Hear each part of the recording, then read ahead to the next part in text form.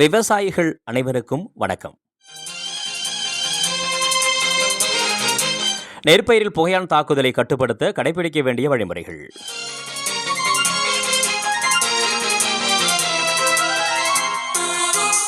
புகையான் தாக்குதல் உள்ள நிலத்தில் தழைச்சத்து அளிப்பதை தவிர்க்க வேண்டும்.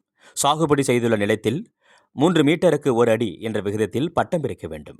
நிலத்திற்கு நீர் பாய்ச்சுவதை தவிர்த்து சூரிய ஒளி படும்படி நிலத்தினை காயவிட வேண்டும். விளக்கு பொறி வைத்தும் கட்டுப்படுத்தலாம். விளக்கு பொறியில் அடிப்பாகத்தில் உள்ள தட்டுப்பகுதியில் மண்ணெண்ணெய் ஊற்றி அதில் புகையான் பூச்சியினை விழ செய்தும் கட்டுப்படுத்தலாம். புகையான் தாக்குதல் துவங்கும் நிலத்தில் வேப்ப எண்ணெய் 3% கரைசல் 6 லிட்டர் 1 ஏக்கருக்கு அல்லது அசாடிராக்கின் 0.03% 400 மில்லி 1 ஏக்கருக்கு தெளித்தும் கட்டுப்படுத்தலாம்.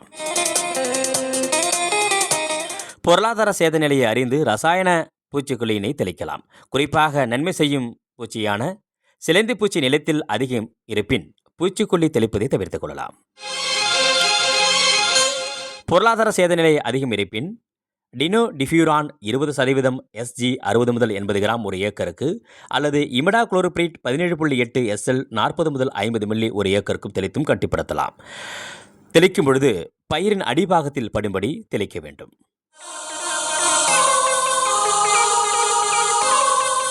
தகவல் வேளாண்மை இணை இயக்குனர் அவர்கள், நாகப்பட்டினம்.